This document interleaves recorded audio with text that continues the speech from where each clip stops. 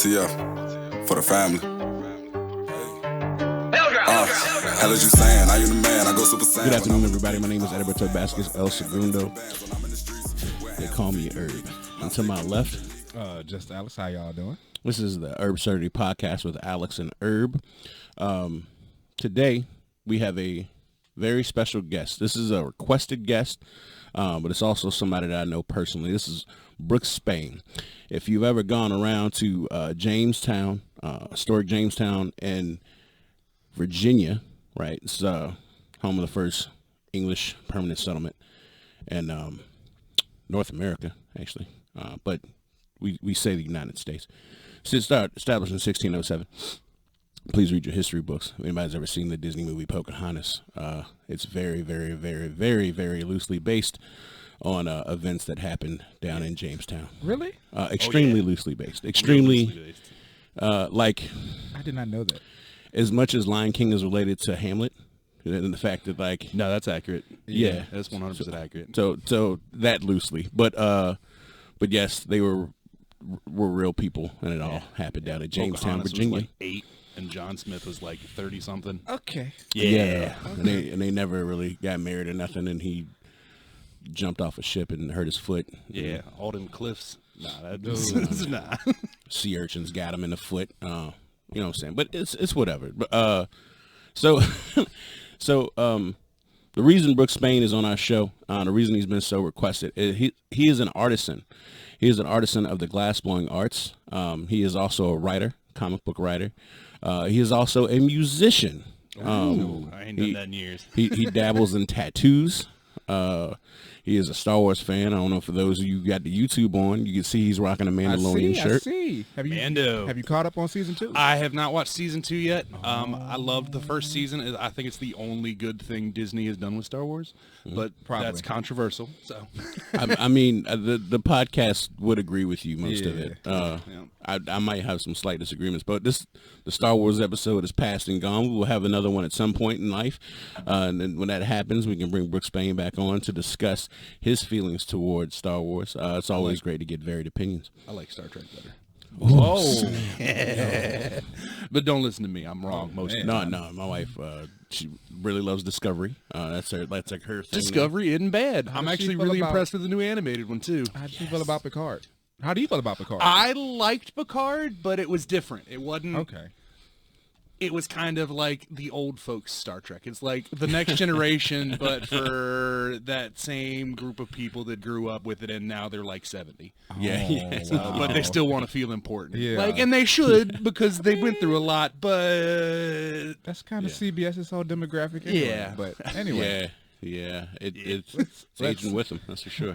Glass blowing. How did you get into it, sir? Well, honestly, it's weird. All the other glass blowers, occasionally, because we speak with people all day, so my whole job is like orating and doing it to people all day. But we tell stories sometimes that are fake and made up. Like my friend, or one of the fellow glass blowers there, the guy who's been teaching me, Ron, has occasionally told people that he was abducted by aliens, and they told him that glass is the key, and then the people just staring. But that's just the jokes we tell to entertain ourselves while we're in there. I came into it because I went on a field trip to Jamestown when I was in 4th grade. As we all did. Yep. And the only thing I remember from that field trip, I don't remember the boats, I don't remember the settlement, I don't remember the historic stuff. I remember the glass blowing.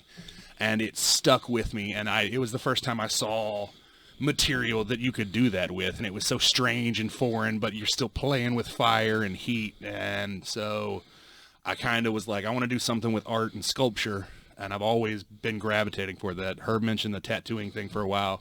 That was just a way for me to do art and make money while at the same time. Mm-hmm. And it ultimately failed because tattooing is not my medium, but that's a whole different story. Definitely.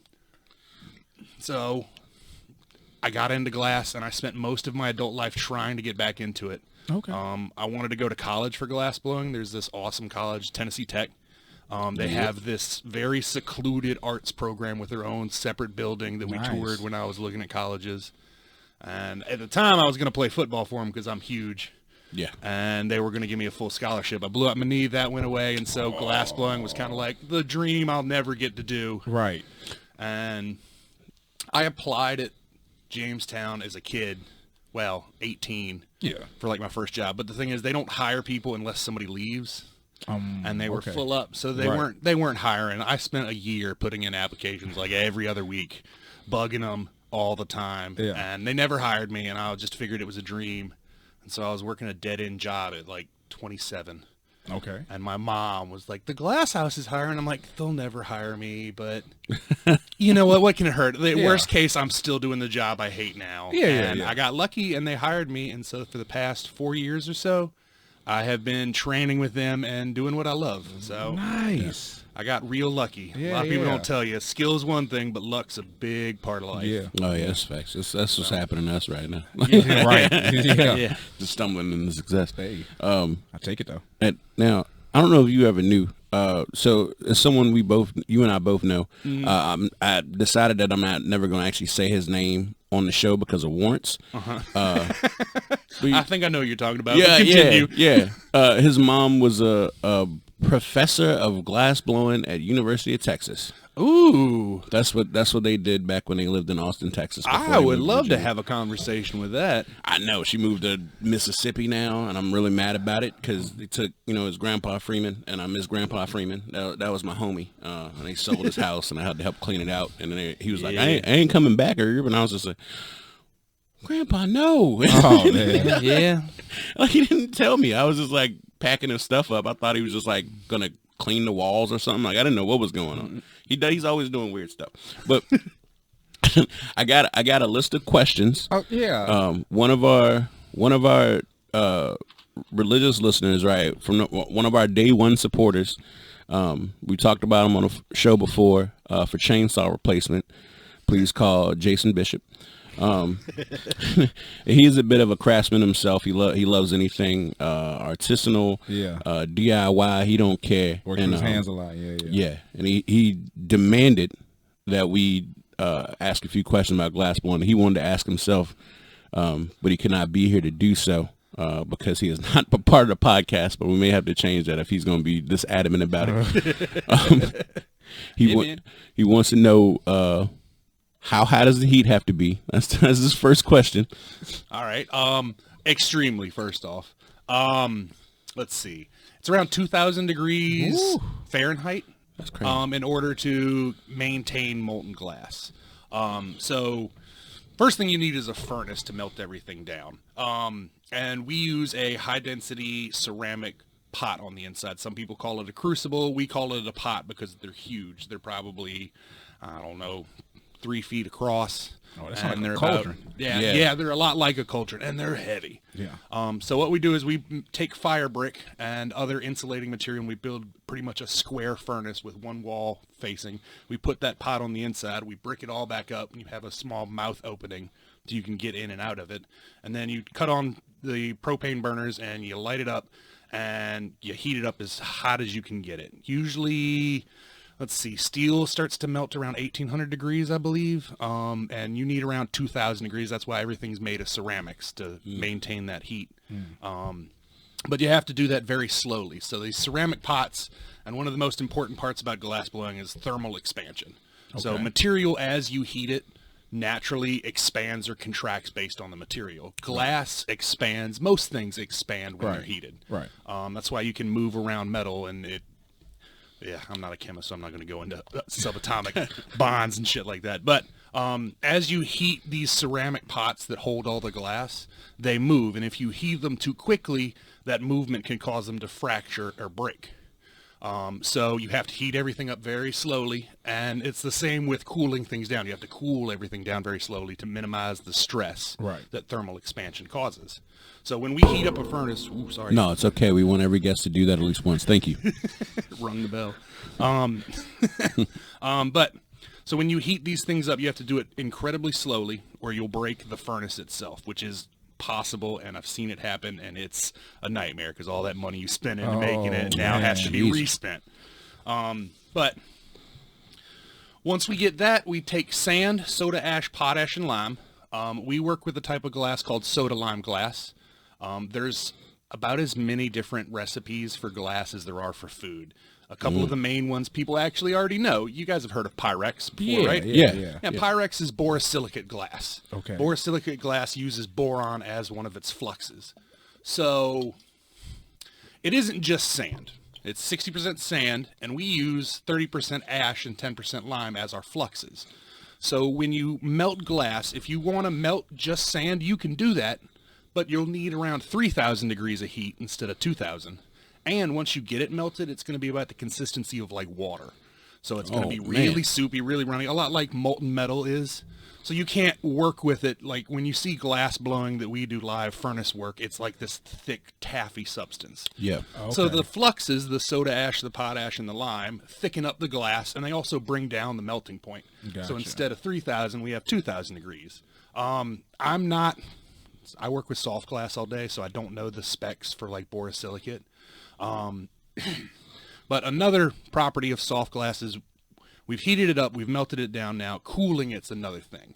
So as glass cools, it microscopically contracts. Yeah. So it squeezes in on itself, and that causes a lot of stress. If I make a piece of glass and I leave it out in the open air, after about 5 or 10 minutes, the whole thing shatters because all that stress builds up and it pretty much cracks itself. So we have to slow cool every item we use in a furnace. Every piece of glass you've ever drinking or used or seen has been annealed, is what we call that process. And it's a lot like tempering, but inverse. So tempering is the process, when they dip the sword in the oil and it cools down the metal. Yeah. That's the process of quickly cooling something. With certain materials, it induces strength. Right. Like it induces hardness, like with metal or aluminum and stuff like that. With glass, we have to do the opposite, annealing, which is slowly cooling something to relieve stress. Now, the question I get all the time at work is, well, what about tempered glass? Yeah. Everyone's heard of tempered glass, and you can't cool it down faster, it breaks. Well, actually, tempered glass is the process of quickly cooling it in order to make sure that when it does break, it breaks in a specific way. Oh. So a pane of glass, when you break, you think sharp, jagged spikes everywhere. That's really dangerous when it comes to stuff like cars. So for windshield glass and tempered glass, they cool it. They don't dip it in water. They spray it with a sprayer a lot of times. Makes more sense. They cool it down so that when it does break, it breaks up into those little cubes, which are a lot less dangerous than big shards of glass. Right. So it's still tempered slightly, but not in the way of like the sword quench. Gotcha. I digress at this point. So No. This is great because this answered 7 of Bishop's questions. Nice. He had 23. All right. I'm not going to ask all 23 because I don't remember all 23. So he was telling me, and I was in the middle of doing something else, and he just started rattling them off. And then, no. I remember one weird one that I gotta ask. Right. So. Yeah. Jamestown. For those who don't know Virginia or Jamestown in general, even if you live in Virginia, so I guess people that have never been. We're the best kept secret in Virginia. It's facts, man. I've been going there since I was a wee one, you know what I'm saying? And I love going there. It's like randomly on my own. Worst thing that happened on COVID was like museum shutdowns because it was like, what am I going to do on my free day? Like, when was the last time you went as an adult to Jamestown? Last year. Really? Yeah. Huh. Like I just be going. I stay 10 minutes away and I never really go. It's because you stay 10 minutes away. I live in Petersburg and I don't go to the Seed Museum every weekend. Like I go out of town to other museums, go to Richmond, you know what I'm saying? I go down to Williamsburg. I might pop in up north, to DC. I might go to the mountains. Because when you live next door to the museum, it doesn't feel as adventurous because it's literally, you can just talk to somebody when they get off work. And it's the same thing, I've lived next door to Colonial Williamsburg for the past 2 years, and I just went for the first time in my life last Christmas. So that's crazy. Yeah, well, it was cool. I'd never been there. I vaguely remember a short field trip, but I remember we couldn't go see the whole thing, so we walked around for 5 minutes and got back on the bus. Lame. Yeah, it was pretty lame. But the first time I ever went to Colonial Williamsburg, I had a rodeo burger for the first time. Because there's a Burger King over there. I don't know if it's still there. Is that the one with onion rings on it? Yeah. Yeah. There's a barbecue sauce. Yeah. So Toy Story had just come out. Okay. Yeah, the first one. Oh, God. And when the first Toy Story came out, Burger King was like, this is the rodeo burger, with pictures of Woody everywhere. Yep. And then my kindergarten teacher, I mentioned her before on a previous episode, Miss Langford, she would take me on field trips way after kindergarten, like just me. Like my mom knew about like nothing weird was going on. It was literally just her wanting to give me extra education that wasn't like in the history books or like wasn't available to me at whatever grade level I was at because I was too far beyond whatever I was learning. So she wanted to give me like that, hey, you might not learn this till high school or college. Let me give it to you now because you care and you'll remember. And then she bought me a rodeo burger, and I was just like, oh, snap. It was like the best. And I got a toy. Addiction to Toy Story toy. Has been going ever since. Yes, it won't stop. And fast food in history. Can I make a quick point about Toy Story? When I was a kid, I was so upset that Tim Allen wasn't Woody. Why would Tim Allen be Woody? I don't know. I don't know if I had associated voices and faces like that. Yeah, I was a weird kid, man. But look, I was so upset, right? Because I was a big fan of Home Improvement. Oh yeah, all right. I get where you're coming from. Yeah, I was there so, too. Cause, like, I hated Buzz so much when I was a kid. Because Buzz was real pretentious. Yeah, it was kind of pretentious. I was a huge sci-fi kid, so Buzz was right up my alley. But no, because I used to like Americana Hero. Superman is my hero, so I like that whole vibe, right? So cowboys and stuff. Home. Yeah, right. Then Tom Hanks was with it, and I was like, nah. I was so upset. But knowing them, like knowing that who the actors actually are, it makes way more sense. It does. Yeah, it does. Tom Hanks is the nice one who probably gets a little jealous. Like yeah. Oh yeah, now as an adult, I totally see it now. But. Like we veered so far away from Bishop's question now. Like I did that on purpose. Like he probably gonna be listening and just irritated, like tense with a notepad out. Like, come on, man, just give me this one. So Jamestown is on a beach, yo. It's not a saltwater beach; it's a freshwater beach, but it's a beach none the same. James River, hence the name Jamestown, makes perfect sense, right? James and James. Now, that being said, he wants to know if you guys just get the sand straight from the beach, if you go all the way down to Virginia Beach and like get it from like the saltwater beach, or if you guys just order sand to have it shipped in that comes from somewhere else.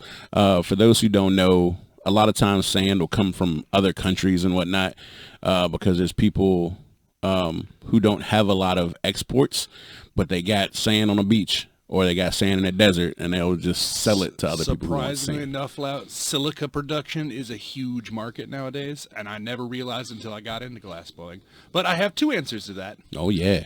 So I'm going to start with a historical answer. In 1608, when they first started doing glassblowing at Jamestown, they set the glass house where they were going to melt and do everything about a mile away from the actual settlement itself. At the time, that was because all their furnaces were wood-fired. Fires had a tendency to happen around glassworks. They didn't want to catch the wooden fort on fire, so they moved it a mile out to sea.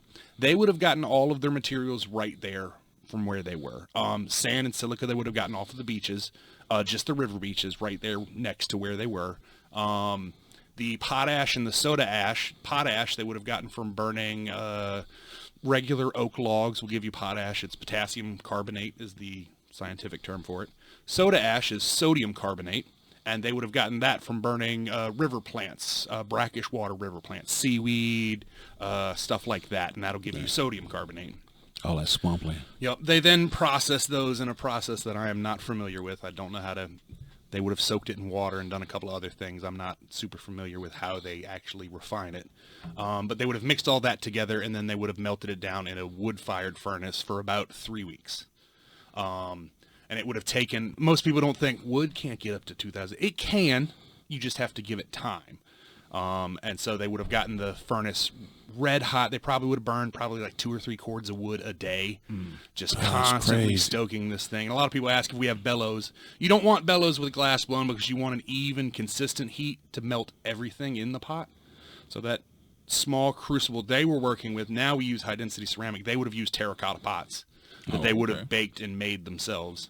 So they want to even slow heat so the things don't crack, the pot doesn't crack, and the glass gets consistently melted. So they would have had an open draft furnace, so no bellows. They would have taken all those ingredients, and then they probably would have, after about a month's worth of work, they'd have maybe about 60 pounds of molten glass they could work with, and they had about 2 days to work with it before the terracotta pot on the inside of the furnace would break and leak, and they'd have to start the whole thing over again, tear down the furnace, another month to get another 60 pounds of glass. Now, the Italians got around that by doing 15 furnaces at once in different stages of melt. Oh, so that the glass blowers, as soon as one furnace would break, they just move to the next one and so on down the line. And they'd have a team of people that just built those furnaces. Rebuild the furnace. That's how they would have done it. But we never got to that large scale production at Jamestown. We made, that we know of, one trial of glass. And the only reason we know about that is because John Smith writes about a trial of glass, Tryal. He wasn't a very good speller, of glass that they sent back to England kind of as a Virginia company. Look, we can make glass here. We can make money. We need investors. Here's the product we could produce if people invest. And apparently it saved the Virginia company at one point because it did get investors to refinance ships to come in. But shortly after that, the starving time happened, and like 80% of the colony died, including all the glass blowers. In the Catholic spa. Yeah. And in fact, one of the new exhibits at the national park is the cannibalism exhibit there. They found a girl that was actually cannibalized at Jamestown. I know that's a little bit on the gallows side this there. Is the darkest timeline. Yeah, man. It got dark, man. Love it. It got dark. Jamestown is a spooky place at That's night. why I told y'all, like, the Disney movie don't do it justice. Yeah. There was no singing raccoon, bro. It was rough. Oh, man. Well, I don't know, actually. There might have been a singing raccoon. Nowadays, because the national park, we melt 400 pounds of glass. We constantly keep the pot full. We'll probably go through maybe 100 and 120 pounds of glass a day when we're in production mode. Good Lord. Yeah, it's a lot of work. It's whole human size. I was about to say, that's a human being. Yeah. My job consists of, well, now, because of COVID, we're so overstocked with material that we are doing demonstrations only. So we wait for people to come up and we do a whole, this is what we're doing. We explain it step by step as we make it and show it to you. And then we toss it back in the furnace and let it melt back down. Snap. Normally, what we do is we do production work. So we have a quota, like this mug here.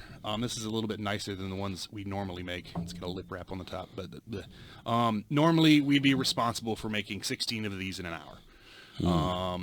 And we're graded and eventually pay raised, depending on how well you can accomplish that quota. So our whole job is just to make these things to quota to meet our demand. And then we have volunteers that come in and actually orate to the tourists that are watching us do this. So that we can focus on making the product. Because juggling, talking to people while making glass can be frustrating at times. For sure, I bet. But nowadays, because we use so much glass for production, we can't just get it off the beaches. Yeah. We can't just crush up oyster shells like that because the National Park Service would have a fit. 2 cords of wood a day? No, you're not chopping down our trees. So we ship all of our sand from a company out of North Carolina called Spruce Pine. They supply pretty much the East Coast and a large section of the West Coast at times with silica for glass blowing. Now, they pre-mix theirs with the fluxes. So it comes in these big 50-pound bags. And we then add metal oxides to make sure we get the color we want. But we'll get to the color conversation in a bit. That's a whole nother thing. And we melt it right there in our furnaces. And that's where most of the glass comes from now. It's a refined silica product that they pre-mix. And we just shovel it into our furnaces and let it melt down. And that's where we get it now. Now, hold this bad boy up. This is cup right here. I rocks with this. Now, it's hard to tell from the YouTube audience. In person, it's a lot easier to tell. I can tell the difference between handcrafted and non-handcrafted, right? So it's a perfect balance, so that's not going to spill out, right? Yeah. It's stable enough, it's not going to spill out. But I can also tell that it's not a perfect, like from a mold.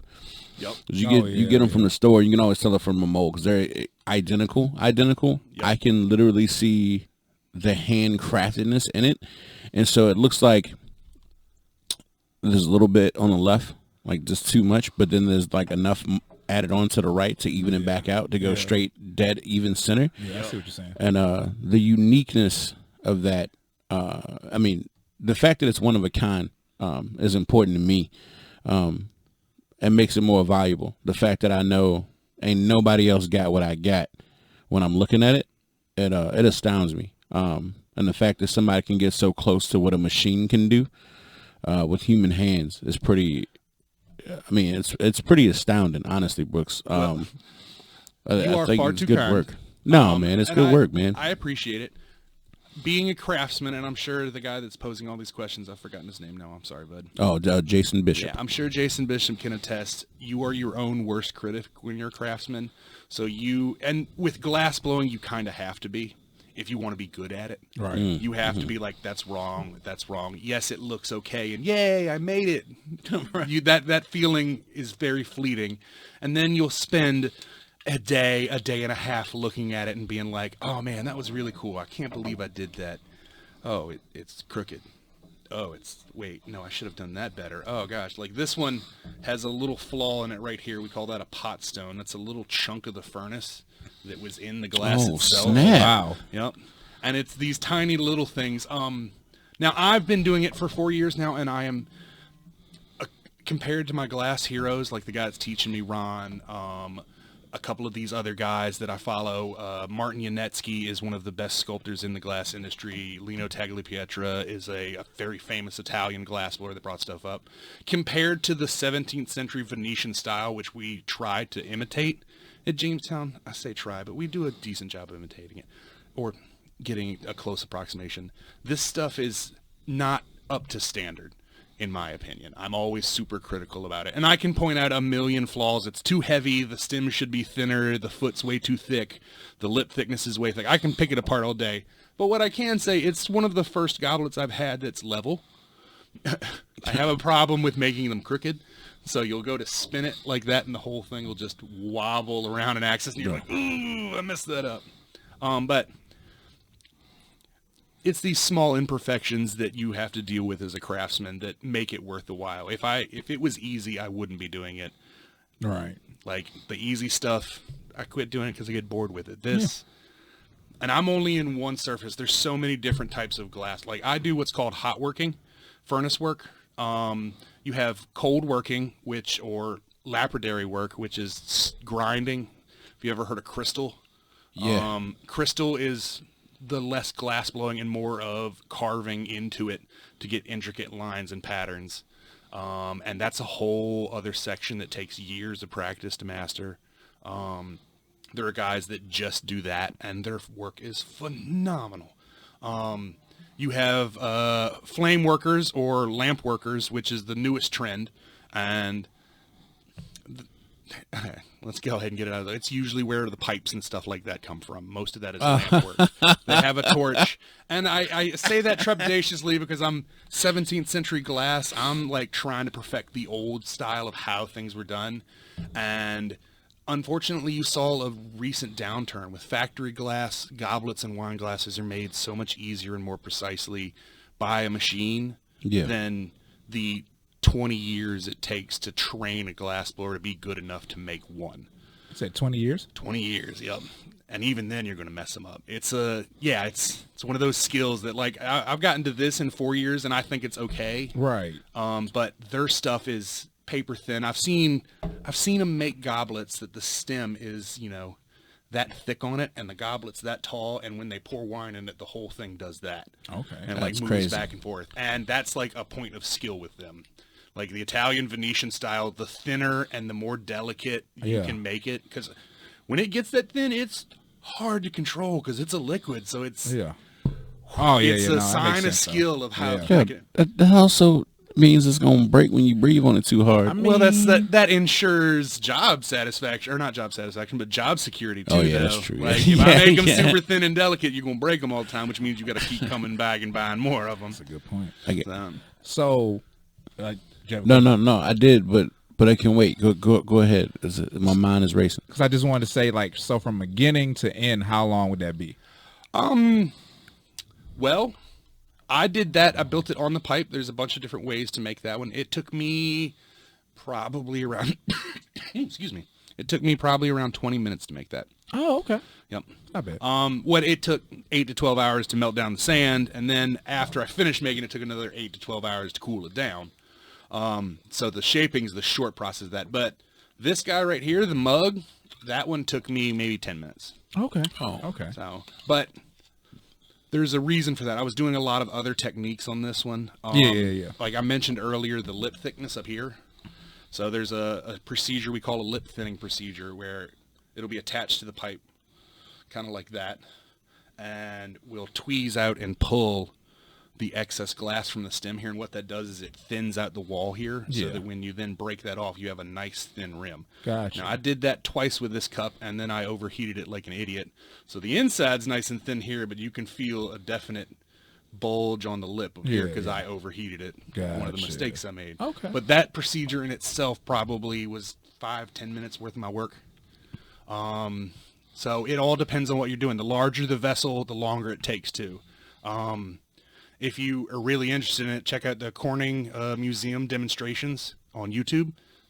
They usually are around an hour, hour and a half, but I've seen them go as long as 4 or 5 hours. I watched this one lady who commissioned their house glass blowers to make this huge chandelier lampshade. Saw that. Yeah, it was like 4 hours long, and Wow. the thing itself was like 6 feet across. And at the end of the 4 hours, they were going to break it off the end of the rod, and they broke it off the end of the rod, and a crack went all the way down it, and that's 4 hours gone, wasted. man. Time to start over. My heart hurt. That's glass blowing though. It was like when you like when you watching like Gladiator or something, like and you realize like, oh, he gonna die. Yeah. I didn't invested 3 hours on this hero, and this is a tragedy, not a comedy. Dang. Yep. Scarface to this day hurts my heart. Yeah, man. I mean, but you can't do that much cocaine. And No, but when he killed Manolo, I knew it was a wrap. Oh, yeah, that's true. He had lost it at that point. it was over. insane. Well, I view it glass blowing as an experience. Like, I have this weird Schadenfreude. For you all that don't know the term, it's the enjoyment gained from the mild sufferings of other. And I know that sounds bad at first, but it's like when a cop speeds past you, or no, a guy speeds past you on the road, and then 5 miles up the road, you see a cop's pulled him over. That little that's Schadenfreude. I get a lot of that from when we do demonstrations. I'll make a pretty goblet like that on the end of the rod, and I've got 10 elderly ladies in front of me that are just, oh, it's so beautiful, it's perfect, and I'll just look at them in the face and be like, yeah, and I'll tap the rod and it'll break off into the bucket and crack and break, and they look at me like I've killed their child. Oh, man. And I have that little moment of, I knew I was going to do this before I started, but you didn't, and now you're mad at me. Like, that little, well, you lose the, like, my mom has a bunch of wonky, crappy, dumb looking pieces that I made when I was first starting out. And she called me up in the middle of the night the other day and was like, I broke one in the washing machine, Brooks. I'm so sorry. And I'm like, thank God you got rid of that ugly piece of crap. Thank God. Okay, cool. No worries. But like as a glass blower now, that doesn't bother me. If something breaks, I'll just make another one. Yeah. Or it gives me the chance to try something cooler and better. So I have lost that broken glass. Stigma, not stigmata. That's the thing with the hands. Stigma. Yeah, That's the one. Yeah. Stigma. I may not have said what I meant, but I meant what I said. So I've lost that caring about broken glass because I do it all the time at work. Right. Like my first 3 weeks at work, I broke every piece I touched, and I had to touch it all day in front of people. Yeah, but that's good though. I mean, yeah. That's good. But your first 3 weeks are fumble kind free. of like, people are watching me and I'm messing up, and I know I'm messing up. You don't care now? Now I don't care. See? And they applaud you. Why are you doing it? Well, Ooh. nah, that's not the truth. Oh. There'll be times where you'll have this really attractive woman come in and you're like, I'm going to show off. Yeah, I'm going to make this super. And it smashes and you're like, you dummy. If you had just done a normal thing, you'd have made a piece and she'd have been cool with it. But now you embarrass yourself in front of people. I got questions I gotta ask before my time run out. All right. I there's some other things that come up, and I want to hear it on the podcast specifically. This is a political time. Currently, we're recording. It's 2 days past election, and it still hasn't been decided. Every other guest has talked about where they're from, right? And one of the common factors is that everybody's from like a really small town, or like a super country town, right? Yeah. Now, Brooks, I know where you're from. Could you please tell the audience where you're from, please? Do I have to? Yeah, please do. I gotta get a cat. I'm from Dendron, Virginia. Oh. Yep. All in right. the middle of nowhere with like Yeah. 50 people. Yep. Yep. We had a post office. Yep. Yep. Yep. I've been telling people specifically, I was just like, you've probably been to his hometown and didn't realize you were there because there's not really like a sign or anything. It's like you hit an intersection and you've gone side of it. Yeah, it's facts. You missed it already. Yeah, you hit the intersection. You passed it like 5 minutes back. Yeah. You're not even, I wish we were joking. It's all true. And it's like a curve in the road and a couple of churches. That's it. Yep. The school technically too. Now, at one point, somebody told me your father was mayor. Was that true? No, he wasn't mayor. He was on the town council. Okay. For a while. Yep. My parents are. I ain't trying to throw them under the bus or nothing, but they raised me conservative, and I have since moved away from that. It's okay. It but happens. my parents did have the proper notion that if they want things to get better for themselves, it starts at the ground level. And so my parents both were like, let's get involved in that. Mom's the town clerk, or was. I don't know if she still is. And my dad did 4 years on the town council there. And I think they helped improve a lot of things. Some people will say against that. And honestly, Dad's done with it now because it's too much work for him and he just wants to play with his trains. Hey. And I get that. He's like 65. He just wants to sit up in his room and make train models, which are immaculate in detail. My dad is to modeling what I am to glass blowing, but with more years. Because I want to ask questions about like how detailed. Is there like little people? Oh yeah, There oh is? little detail. Like he's put little LEDs inside of the buildings for the layout, so that when the night cycle comes on, they light up. He's got a sound controller for the train, so that a conductor. Yup, and it's all like that tall. Train blow real smoke. Mm-hmm. Oh yeah, Yeah. Yeah, I used to have one of those. that's where my college fund went. No, that's not true. That went to music equipment. No, the college fund went into music equipment, and then Dad moved on to another hobby when he realized playing music was too much work. I said because I need y'all to know how interesting Brooks's life is, because it's one of those things where like the more you pull away, the more absurd you're like, oh well, he does that too. Like that's why the introduction was like that. It's just like a menagerie of things Brooks has included himself in. Yeah, my parents were artists. They met at VCU, and I come from a very artistic family. My grandfather was the calligrapher for the Pentagon. He's the one that actually made the certificates for the men on the moon. Yep, my great grandfather invented Morse code. Yeah. My mother's maiden name is Morse. So my parents moved out, and they were like, we just want to be artistic, so we're going to move to the smallest town we can find so that we can just shove our hobbies into our children. And so now music, art. My dad wanted to be an illustrator in college, and that's where the comic book came about. Talk about it. Talk about Clumsy Man. It's fantastic. No. We're not 100%. talking about that. I love Clumsy Man. It's hilarious. Which grandparent was it that invented Morse? How we just gonna do maternal. On my mother's Maternal. side, on my mother's side. My mom's maiden name is Morse. Why you ain't telling me that hurt? So listen. It ain't a thing. Listen. Listen. Let me take. All right. So, all right. You remember in the Sierra episode 10, everybody. O taste and see the hype. Okay. I was participating in the guest, you know what I'm saying, and I thought they did one thing, and then Alex hits me with by the way, they got a company, and they coach basketball, and they're a model. And in the middle of the episode, and I was like, okay, bro, so this is how we playing it. It's cool. And it was at that moment I decided, I said, yo, I'm going to bring Brooks Spain on this show. The most interesting man I know, and I'm gonna hit you. I'm gonna hit you with the hardest. Like, bro, why didn't you tell me that before we got here? So you could be unprepared like I was, I'm not and have to hit it with the improvisational. I'm just upset. And maybe the episode's too short. Let's like that, bro, because the time limit is ridiculous. It is ridiculous. Because the man could go on for 2 episodes. It's like that. Herb, you're too kind. I'm gonna be honest with you. I'm just a guy with a short attention span. So I find something, I get really involved in it for like 2 months, and then I move on to the next thing. You know what, Brooks? I'm sorry. We're bringing our personal problems into this. Ain't, man. It's all good to me, man. It's like watching like a married couple just have an argument and stuff. I'm sorry, but that is ridiculous. So Clumsy Man, right? Yeah. All right. I read issue 1 of Clumsy Man. So Brooks writes it, right? Yep. His father draws it. Okay. And his father has been very preoccupied with train murals. He's been painting like train murals now. He just did a train mural in Dendron on the, I guess it's the town center building. Y'all go check it out if y'all ever riding down 460. Yeah, if you're coming If you're heading up 31 towards 460, and you go through Dengen, that train mural is my dad. Yeah. Okay. Word.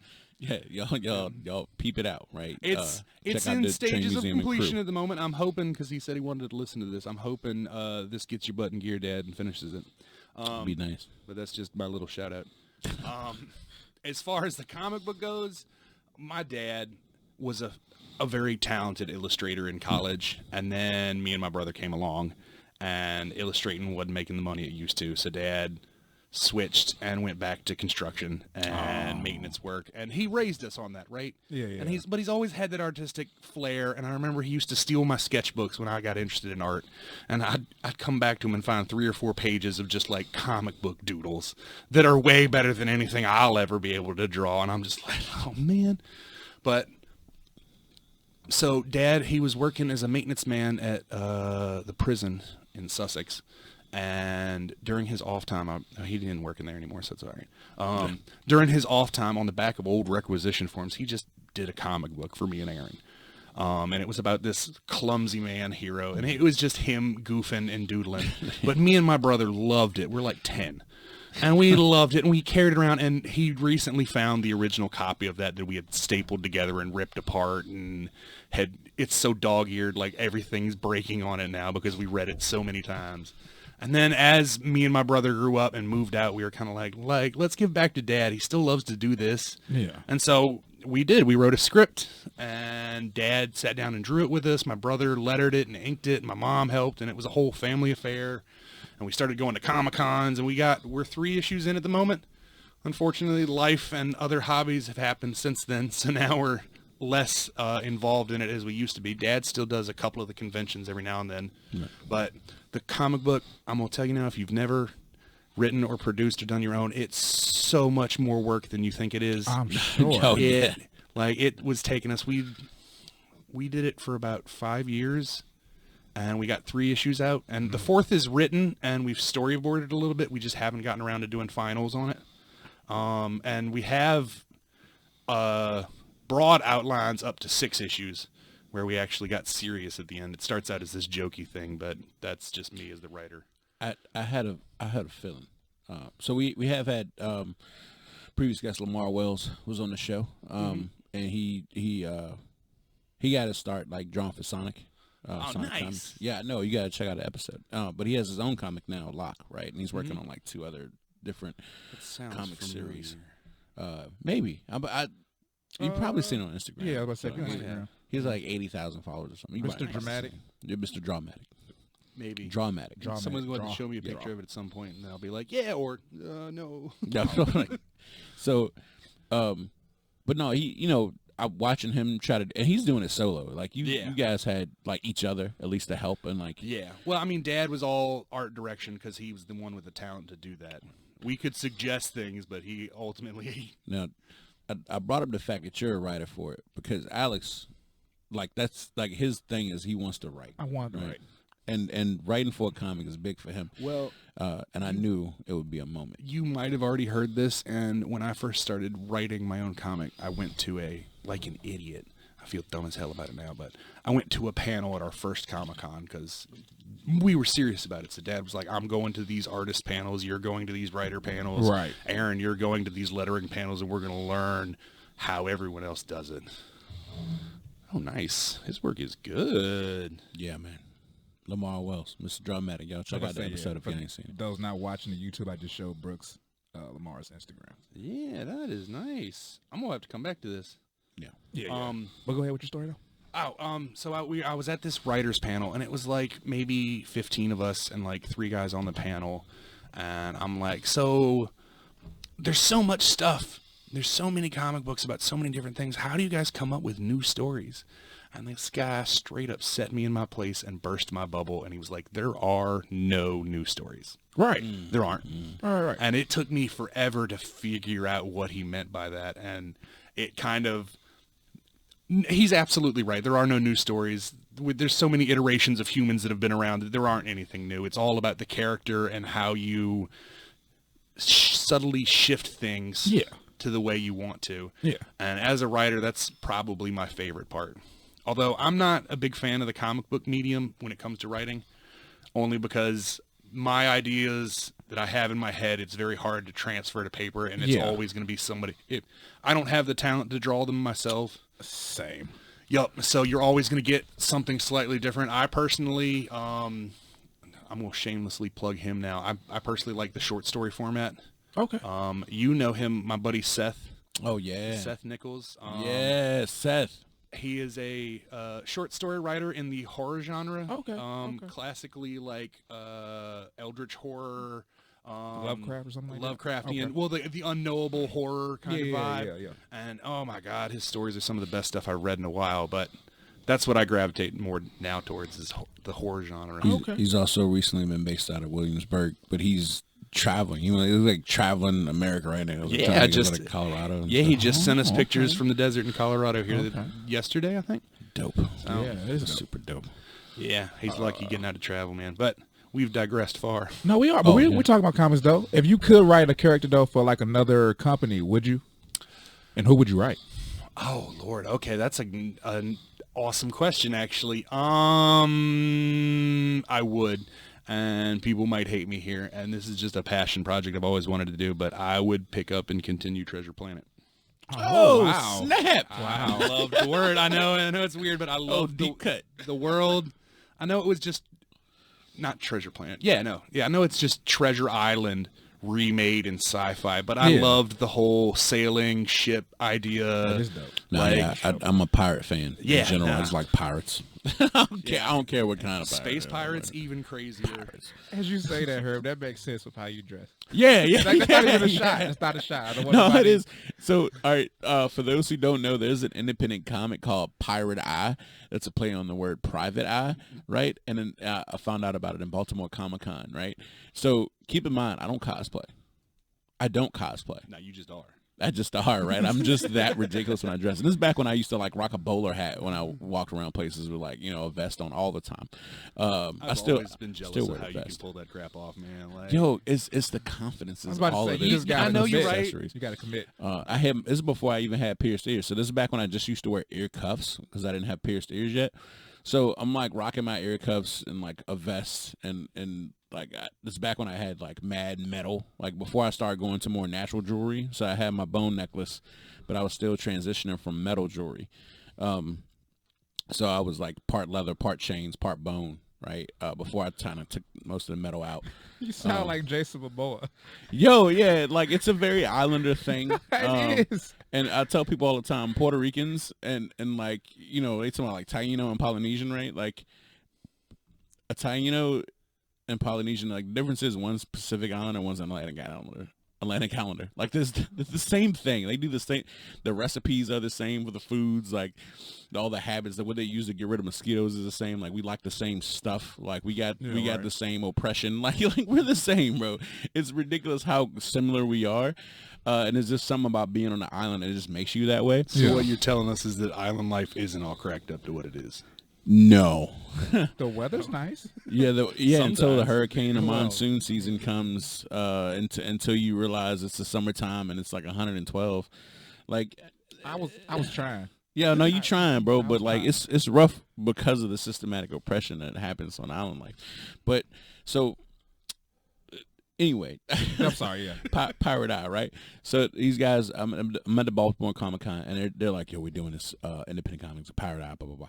They see me, and they go, hey, you, and they like call me over.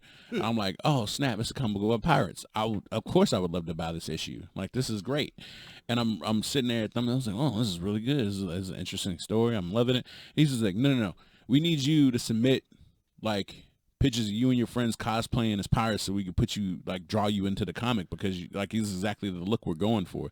And I was just like, oh, yeah, I'll try to find some pirate cosplay. And it didn't even hit me until I walked away. It was like, oh, this dude thought I was cosplaying as a pirate.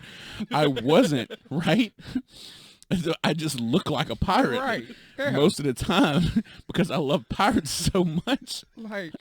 So he was just like, that's exactly what I'm going for. That guy. And I'm just like, all right, well, I appreciate it. And I skedaddled. And then I regret, like, not keeping the information because I would have just submitted pictures of my, like, daily outfits. A comic. Yeah, and I would have been a comic book character. Like, I missed out on them because of me. Like, I messed up because I didn't take him seriously. Like, I don't know. He's probably just asking everybody. Yeah. I don't know any pirate cosplayers. And I like went and took a picture with Phil Lamar like right afterward. And Phil Lamar was like, "I love your pirate cosplay," and I was just like, "Oh." Snap, not cosplaying, but thanks, Phil Lamar. I appreciate it. John Stewart gave you a compliment. I have a similar story where me and my dad had a cigarette with Chewbacca in the back of Baltimore. No, yo, that's dope, bro. Oh, R.I.P. Yeah, R.I.P. I mean, he was he. All right, I ain't trying to talk bad about the man, but he looked miserable. Like he had this lightsaber cane, and he was having trouble walking because he was rather old at the time that we saw him there. And God, this was what. 2010 maybe. Probably. Oh, that's when he had to have back surgery. Yeah. Oh, he's like a gigantic dude. Yeah, he's as tall as me, maybe a little taller. And me and Dad, there was this little side entrance to Baltimore Comic-Con. If you haven't been to Baltimore Comic-Con, it's the biggest Comic-Con I've ever been to. It was huge. It used to be, it was the second biggest on the East Coast for a long time. And then AwesomeCon started in D.C. AwesomeCon is now bigger than Baltimore Comic-Con, and it wasn't at the start of it. And so I went to like the first couple years of AwesomeCon, and now it's so ridiculous. And the rules are different because Baltimore, they're a little bit more lax because it's Baltimore and like whatever, right? But in D.C., you know, the national security is like a big issue there. Yeah. So all the stuff people like to have for cosplay, like fake guns, fake swords, all that, you're not allowed to have at all. Like they're like, yo, you can't be on the metro with a fake gun. And you're like, it's a Nerf gun. It's purple and like orange. Like, why can't I have this? And they're like, too close to a real gun. Like, I remember at MagFest, at the hotel there at MagFest, it was the Gaylord National, and they would have senators routinely come in and like stay at this hotel, and they had one come through with MagFest. And so MagFest, you've got all these video game nerds cosplaying their things, and I saw a group of 3 guys that were cosplaying from Killzone. Not Killzone, Counter-Strike. So they're dressed up in like SWAT gear, and they've got the semi-accurate guns with like red points. Well, the other side of the hallway, there's a senator coming through with an armed SWAT guard, and I watched these 3 cosplayers come up, and they're like, "Whoa, man, you guys have like the super accurate, sir, step back." Step back, put down the weapon. And I'm like, oh God, when cosplayers meet actual SWAT teams, what's going on? That could have went so left so fast. No, right? Yeah, nobody got hurt. And put your weapon down. Con's going, but just checking everything off. Yeah. Oh God. No, I don't know. Alex, have you ever been to MagFest? I have not. No, I've never been to MagFest either. But there's this story that I'm told more often than not, and Brooks would know officially if it's true or not. So, legend is that there is a group of guys who used to interact with each other to kind of like communicate one another by doing the Colossus roar from Marvel vs. Capcom 2. No. Right? Yep. And to the point where they started to ban it, like where they tell you a little bit less this, and it's a Colossus, right, charging up, and a little bit more of this. Yeah. And it's Nightcrawler just like sneaking, right? Yeah. So legend is it's somebody that he and I both know named Steve Spiker. Is that true? Yes, is Steve started that? Yep, Steve started that because he beat. It wasn't in a championship game or anything like that. They weren't doing a tournament. He was just playing randomly, and it turns out the guy he beat was like 3rd in the nation for this game. And Steve beat him because he noticed that the guy would get mad whenever he would do his taunt. That was that. So Steve started doing it while playing it in real life, and the guy just tilted, and Steve won. And so the rest of the time at MagFest, this is when MagFest was like 1,000 people. And like the rest of the time at MagFest, Steve would just be like, and people started picking up. And as MagFest got bigger, people started noticing that was happening, and now it's at the Gaylord National with like 50,000 people at it. Wow. And they have signs, no Colossus roar, because people that have been to previous MagFest have just continued the tradition. And before they banned it, I remember you could go into this gymnasium filled with 10,000 people, and you could just go, and you would hear a chorus of other congoers that would just go, and it would echo on for like 20 minutes. So they kind of had to ban it because it got real annoying later on. That's like... Yep, all started because Steve Spiker kicks this dude's ass at That's one of the Marvel vs. dopest, Capcom. nerdiest things I've ever heard in my entire life. So we're nerds. I know, 100%. Like MagFest, if you're into video game stuff, go to it, have fun with it, but it isn't what it was. Like when there were once it got over like 15,000 people, it changed to an official con thing. So there's armed guards. Before that, like when I first went, there was like maybe 4,000 people, and it was just this huge rager with all these nerds. So you got drunk people in the halls. I remember they had 3 elevators. The voice of Duke Nukem. Yeah, Duke Nukem was always there.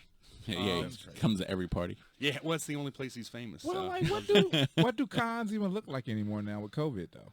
I don't think a lot of them aren't happening right now. They're all now. online.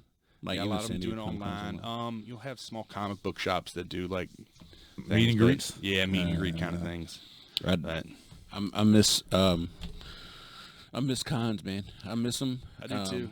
I miss one of my favorite things about missing cons though, like specifically about cons, is that there are times where I just wouldn't go, but other people will be riding high from going to a con and achieving some great glory that I can knock them down a peg when they came back. So it'll come up later on the show. Schadenfreude. But hey, look, man, when I told you I used to illustrate for a newspaper, specifically the name of the comic was called Sigmund Freud, and it was a play on Schadenfreude. Like I guess the thing. Yeah. So only the Germans, man. Petty. It's kind of petty. Yeah, It literally is petty. Back when I met Brooks, like back in college, right? There, I had this group of friends, right? We called ourselves Team Extender, as we would go play video games in dark alleys and stuff. I mentioned before, like the first time I'd ever been to like the same location, the same complex where this podcast is happening was like a underground money match happened here, and some of the guys involved in that were involved in another money match in Petersburg, Virginia, like in another apartment complex that where Justin Wong showed up. If those who don't know who Justin Wong is, he was like the #1 Street Fighter player in the world for a while, and I watched him lose in Street Fighter Third Strike. No, I'm sorry, I think it was Alpha. No, it was third. I can't remember. Either way, he lost to a dude from DC who showed up to Petersburg, Virginia, to play in somebody's apartment, right? And it's a dude that I beat, which is very awkward because I can never beat Justin Wong, but it'd be that dude, and it was hilarious, right? So a lot of guys used to go to all these conventions, and they would play video game tournaments, and some of them were ranked. They were like professional, like PGR, like ranked players, but I would beat them in certain games, not all games. I'm not trying to act like I'm some super cool pro. I'm not. But there's definitely a guy who was ranked and King of Fighters, and I beat him up with a character called Ducky, which is ridiculous because this is a dude with a mohawk and a little yellow duck that follows him the whole time he's fighting, and he's supposed to be low tier, and I beat him, and I was the most hilarious thing that ever happened. But there was the tag team champions for Super Smash Brothers Brawl at the time. They were ranked, and they went to my college, right? Well, one of them went to my college, the other one did not. Wait, who are you talking about? It's about Shane. Oh shit! Yeah, yeah. Did you know he's ranked in like pool now? Like he's a professional pool player. Yeah. Hey, man, he was in a hustle on competition in Las Vegas and everything before COVID, man. I feel like there's like 15 Tom Petty songs I could quote him right now. Exactly. He ended up being like 10th in the world or something at one point. Damn. Yeah, pool, man. He's really good. I know. I need to get him on the show, right? I need to find Shane and get him on the show. But first, I'm probably gonna have to beat him in Smash Brothers again. No, man, don't do that because he might not come on there. Yeah, that's true. He was super salty. So he had just won. He hated losing. Yeah, he did. He was very bitter, and he. That's why I didn't play that game. he literally had just come back from a convention. He placed #1 tag champ. He was like tag champion in the tournament, right, in DC, and it was like a big Eastern like tournament that they had, and it was like huge for PGR, and he had beat some like #1 players in the world type stuff, right, or like some internationally ranked players, right. He destroyed them, him and his partner, right, and so they were riding high, and they were just like hanging out, at my college, like sitting in the student lounge. We were talking, and then we had like a little college tournament for like a sweatshirt that I couldn't even fit. And me and one of my homeboys from Team Extended, Keith Jones, aka Black Keith, you know what I'm saying? It's Dark Keith and Black Keith. There's 2 Keiths on the team. So we was playing, and it ended up being like 1-on-2, and I won. Like I did it all, like it happened, and then I just stared at them both like it was a 2-on-1 situation, and I beat them. And I was like, I thought y'all was champions. I thought y'all was #1 trophy. What's world champs? What happened, world champs? Oh man! And they never lived it down. So every time I see Shane, I bring it up because you know what I'm saying, #1, #2 now. It's crazy. Team Extended #1, undefeated, because we never went back to another tag tournament. What's up, Pop? But I digress. There's much more interesting things about Brooks that I got to bring up now, because we didn't talk about the music at all. How we doing on time? I need to know for the world if y'all got time to hear about Brooks' time. We got a solid 20 still left. Okay, all right. Plenty Brooks. of time. All right, I'm Brooks. Music. Yeah. Right? Yeah. Let's talk about the instruments you play. Oh, God. All right. I play drums proficiently. Okay. I can kind of play guitar, and I can play bass a little bit better than I play guitar. Full rock band right now. I can, yeah, One man. Yeah. Well, One man band. one of my dad's hobbies, remember he dragged us off into the middle of nowhere so he could infuse us with his hobbies, was playing live music. He's a bass player, and so I grew up with him playing with a band, which he eventually dragged my mom into. Oh wow! Which then he had eventually dragged my brother into the same band. So my dad's playing bass, my mom's singing, and she's a phenomenal singer. Nice. And then my brother was playing rhythm guitar and occasionally doing some lead stuff. And then their drummer had to back out, and my dad's like, hey Brooks, you can play drums for us. And I'm like, I'm not doing the Partridge Family Band with you, Dad. And I dropped the mic and I left.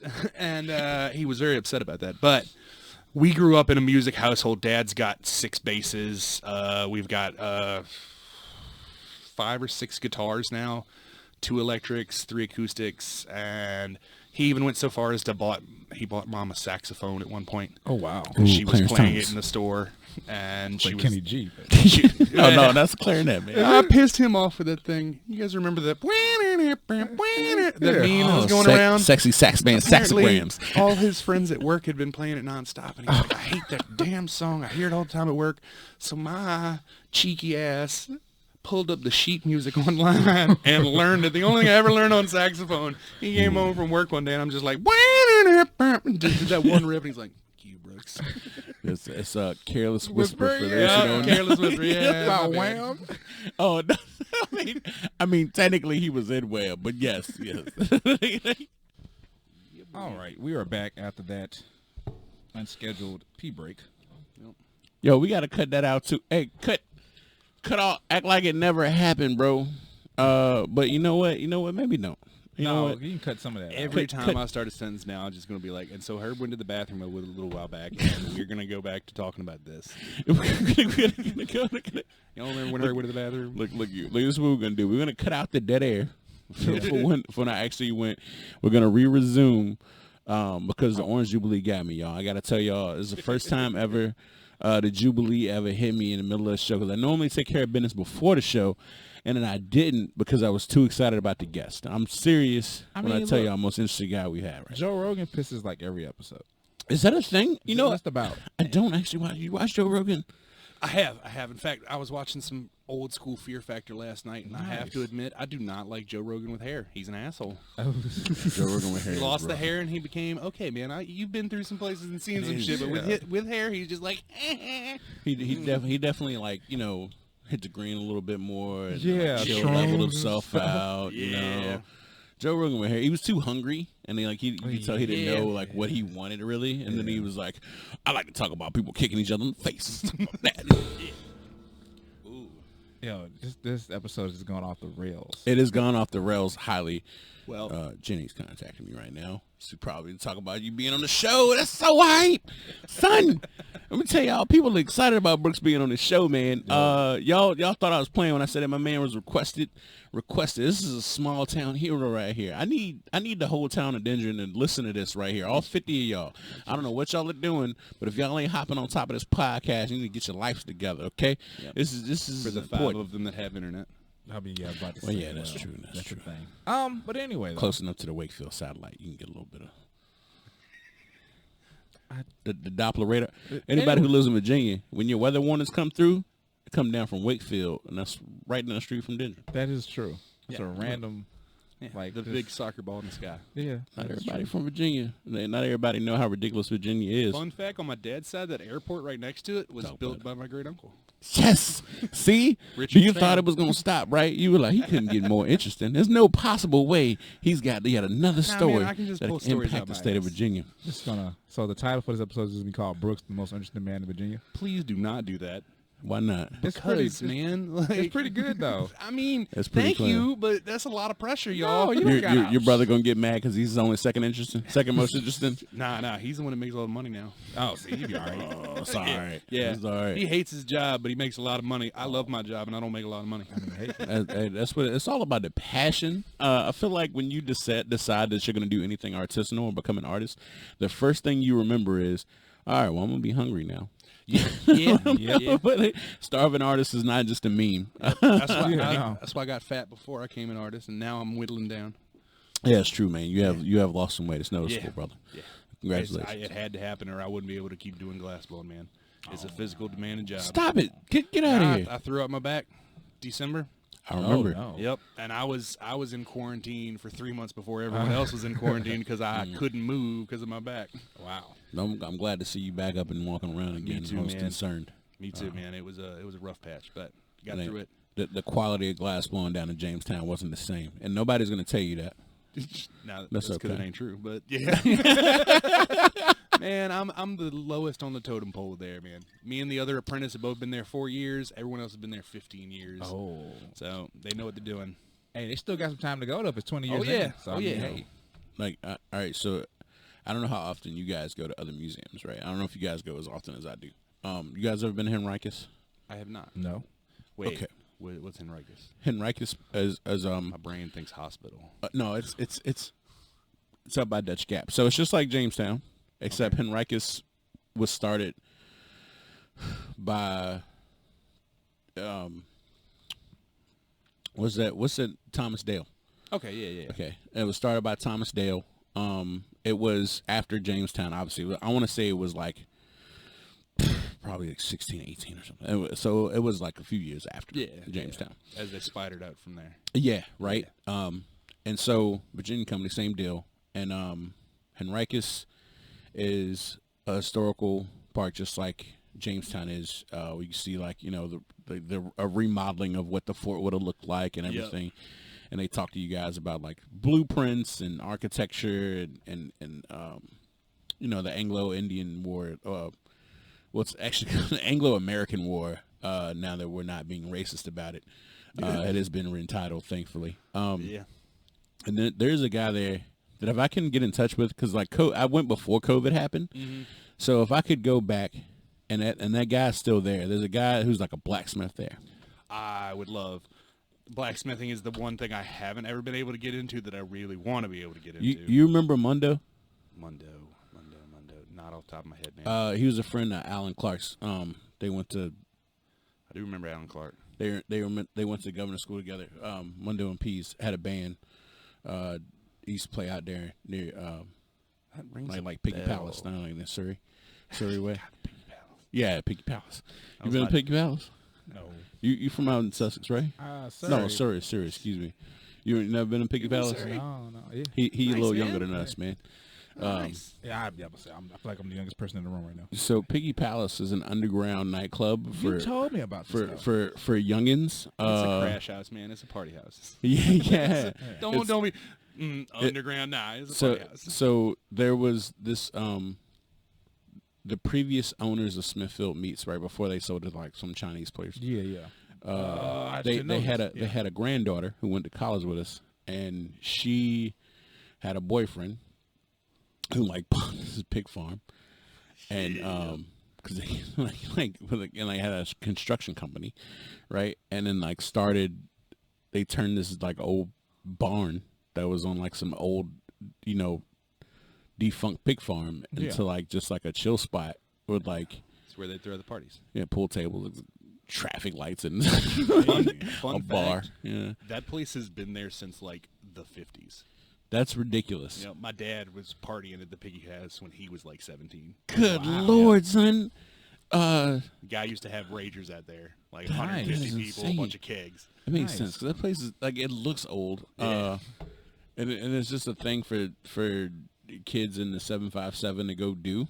Yeah. I stopped going when I got like a reasonable age to like stop doing things like that. I have never actually been at a party there.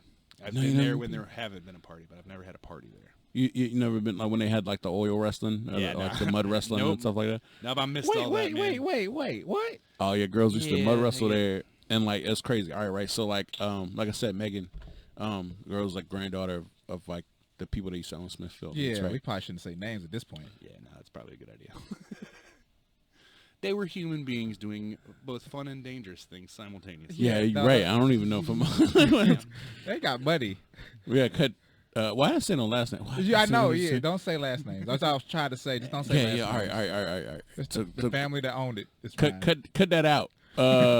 Maybe. Edit. You guys remember when Herb went to the bathroom this episode earlier? That might be the end of the show. I gotta piss it. Cut it off right but there. bleep that joint. So anyway, she used to tell me like she'd be doing mud wrestling, right? And like she said like her and like her like tag mud partner, right? They'd be doing like they use sexy singlets. That's what they call them, sexy singlets. All right. Because when you wear a one piece, right?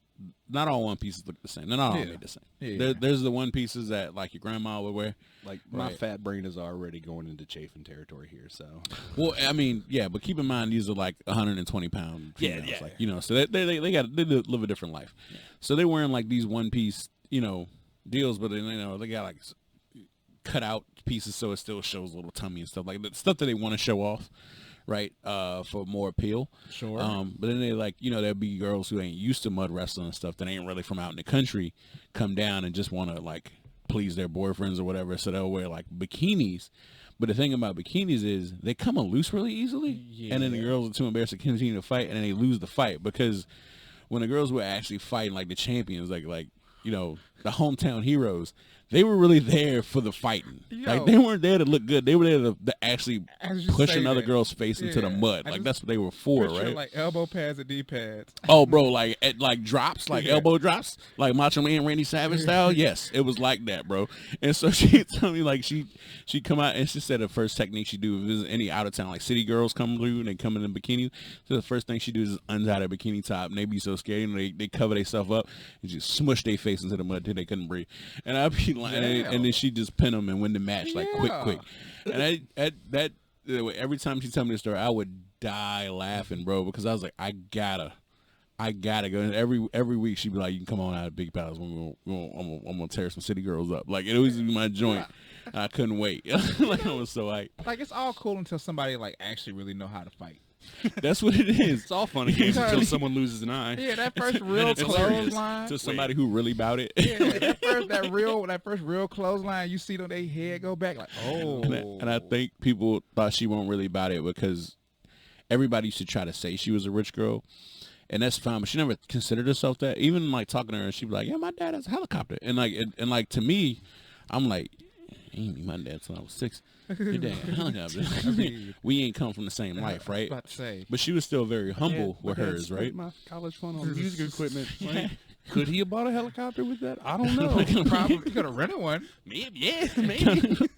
You know what I'm saying? So in her mind, she's just like, she think, she comes from very humble beginnings mentally. Sure, she was very humble. She was never very pretentious. It's like, it's one of the things I like the most about her. She was an amazing person, but she, because she was so humble, like she'd be telling me these stories that sound incredible to me. And like my eyes are like wide open. I'm in disbelief, and she'd be talking about it like it's a normal Tuesday. And then, but then people would underestimate her and assume that like she was spoon fed everything, and Right. they didn't know like she was actually out here like She chopping actually wood been herself. and done stuff. Yeah, yeah. She's like, I chop wood. Yeah, I do that. You know what I'm saying? Like she had real muscle. Like she really be out here like cleaning up lawns for no reason. Like she didn't have to, but she did it anyway, right? You know what I'm saying? She was really pushing trucks out the mud when she went mudding with her friends. Like that was real. So her strength level was throughout the roof. So when city girls came through that really want about that life, who really was living in posh houses, not lifting a finger, and they met a country girl who had to work at stuff. Oh my God, it was embarrassing. She would bully people. Oh my God. Since Brooks, we got to wrap it up a little bit. So what days do you work? Right now I work Fridays and Saturdays at Jamestown. Okay, And we are come see you. we're open 7 days a week from 8:30 to 4:30. Okay. Those are our COVID hours. Those might change. I don't know. But yep, we're open 7 days a week. We're only closed on Thanksgiving, Christmas, and New Year's, or unless weather event happens like a hurricane or something. Are we allowed to like link their page or anything? Was that? I think so. Yeah. The only stipulations I was given from my boss was that if we wanted to do the podcast on site, we'd have to get permit. And I was like, I don't think they want to do it at Jamestown. So Maybe in the future. Like Hold maybe- on now. That actually sounds like an idea. well, you're going to have to get permits, and there's a lot of paperwork involved with that because we Oh, have so had we got like time. film crews. And Yeah, shit we got come time through. because ain't that important yet. Yeah. We'll get there. I'm definitely gonna try to make that happen. That would be a lot easier because instead of trying to haphazardly explain what I'm talking about, I could could show just it, show yeah. you, which is a lot easier. Yeah, we may do some separate video content down the road. 'Cause I haven't even scratched the surface on like techniques or how we do color and all that stuff. You off this weekend? Or you working? I'm working this weekend, man. I got 2 jobs now, so No, I mean you working at Jamestown this week. yes, yeah. I work tomorrow and Saturday. Tomorrow, Saturday. All right, so this isn't podcast related, but I might come out Saturday. I'm looking for something to do. For everybody who doesn't know, when we're recording this, my birthday is this weekend on Sunday. Happy birthday, man. I took an extra day off of my vanilla job, and I want to go do something with my life. I don't know what it is, and I might just pop on down to Jamestown now. I know it's back open. Hell yeah, man. Yeah, man. It's been a minute since I took the audio tour. That's what you do. I'm sure they upgraded it. That's what you do. Go to I haven't even go to done all these Jamestown, right? Hop on the ferry. Go to Anna's Pizza. Get you a nice big pizza, whatever you want on it. Anna's Pizza. Anna's Brick Oven. Pizza, yeah. Oh, yeah, you talk about Anna's and Surrey. Oh yeah. Okay. They're all still right. there. Surprising. Because then normally I just hit up the Zaxby's. Excuse but me. Well, no, it's fine because I found out they got Zaxby's up near Richmond now. Oh. Like 3 or 4 of them. I didn't even know that. I And, demand that you only eat 7-Eleven pizza. bro, I used to go down to North Carolina for Zaxby's chicken. It's chicken, right? Yeah. So I used to go all the way down to North Carolina for Zaxby's. That's how rare it was for me to get Zaxby's. And then it's in Virginia. It's kind of like how I used to go to North Carolina for Cheerwine, and then I could just get it at my local food line. Yeah. God, I love Cheerwine. It's so bad for you. Bro, I used to, man, I went to visit my dad in Savannah, Georgia when I was younger, right? Like middle school. And there was a Cheerwine vending machine like in his apartment complex. Oh, God. And you would have thought my dad like lived somewhere where they had like a free pool with women in it. Like it was crazy. I was like, oh my God, it's amazing. It only costs 50 cents for a can of Cheerwine. And I'd just be in there all day. He'd be like, where you go? Why won't you in an apartment? Where you get? Because, he ain't driving nowhere. I'm in middle school, right? I just walk off, and I go Cheerwine, vending machine, and I go to the little mall they had around, like down the street. It was like literally 2 miles away. I had to walk 2 miles. But I'd be doing it, sipping cans of Cheerwine the whole time, go in there and look around with no money, That's like a good existence, though. come back, and then sit in the park. Use that work. It was back when we were still enlisted in the military and stuff. But I digress. Is it time for my post thing? We got a minute to go. So go ahead and... Oh, no, I've never been on such a strict timer before. I don't know what to do. I think a minute is just enough time to remind everybody about that time you went and go pee earlier. Yeah. I wasn't lying. I wasn't lying when I said I was going to bring that up. Mad throughout Betty, the rest bro, of the God. time. All right. Never forget, man. All right, now that I've been properly shamed, my name is Herbsurdity Podcast El Segundo, and they call me Herb, and this has been the Herbsurdity Podcast with Alex and Herb, and to my left is my co-host, just Alex. and this has been Brooks Spang, the most interesting man in all of Virginia. I'm Brooks, and that's not true. Thank you, everybody. Good willing and vibes. Buckets and pans, I get to the bands when I'm in the streets. Wear hands on feet unique. My stick a new technique. Don't fuck with internet beef. Bitches me and I beat. The hell is you saying? I am the man. I go super saiyan when I'm on the beat. Piles of sand, buckets and pans. I get to the bands when I'm in the streets. Wear hands on feet unique. My stick a new technique. Don't fuck with internet beef. Bitches me and I beat. beat. I see zippers, I Michael Jack 'em.